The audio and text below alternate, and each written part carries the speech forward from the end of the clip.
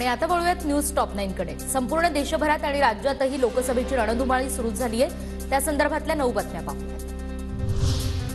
मुख्यमंत्री शिंदे, फडणवीस आणि अजित पवारांची वर्षावर जागा वाटपाबाबत 1.5 तास बैठक, तर उद्या उमेदवारांची यादी येण्याची शक्यता। महादेव जानकर महायुतीतच, महायुतीकडून रासपला लोकसभेची 1 जागा।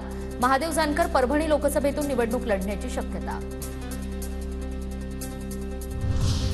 शरद पवारांना धक्का, पवारांनी जानकरांना दिली होती माढा लोकसभेची ऑफर, तर शरद पवारांचे आभार, मात्र मी महायुतीसोबत कायम, महादेव जानकरांची प्रतिक्रिया। कुठेतरी दबावतंत्राचा वापर बिलकुल नाही, दबाव मी पहिला महायुतीतच होतो, महायुतीचा उलट पवार साहेबांचे मी आभार मानेन, अभिनंदन करेन त्यांचं देखील। देवगिरीवरच्या बैठकीनंतर अजित पवार गटाचा 7 जागांचा आग्रह, बारामती, शिरूर आणि रायगडसह सातारा, धाराशिव, परभणी आणि गडचिरोलीची मागणी।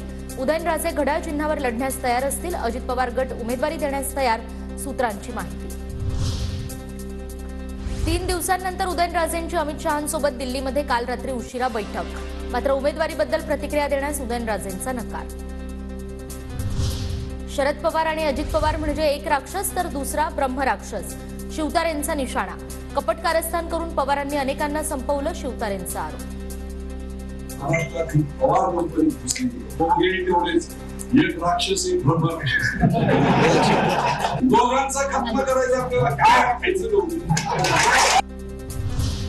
विजय शिवतारेंना आम्ही उमेदवारी देणारच नाही, आम्ही युती धर्म पाळणार, संजय शिरसाटांची प्रतिक्रिया। पक्षात असाल तर महायुतीचा धर्म पाळावाच लागेल, असाही सल्ला। उद्यामध्ये जर चर्चा होऊन जर त्यांनी जर ऐकलं तर मला वाटतं ते बरं राहील, युतीसाठी चांगलं राहील आणि अखेरला निर्णय एकनाथ शिंदे साहेबांना घ्यायचा आहे। परंतु जर उमेदवारांनी जर ठरवलंच असेल, शिवतारेंनी जर ठरवलंच असेल की मला इलेक्शन लढायचंच आहे, तर आम्ही त्याच्याबरोबर राहणार नाही, हे तेवढं निश्चित। मोदीरूपी महादेवाच्या पिंडीवर अजित पवार नावाचा विंचू बसलाय, चप्पल मारावी तर महादेवाला लागणार ही लोकांची अडचण। विजय शिवतारेंची अजित पवारांवर जहरी टीका। हा विंचू आहे ना, विंचू अनेकांना डसलाय, पण आता तो महादेवाच्या पिंडीवर जाऊन बसलाय मोदी साहेबांच्या इथे। अडचण अशी झाली आहे, चप्पल मारावी तर महादेवाला सुद्धा लागते आणि विंचालाही मारता येत नाही।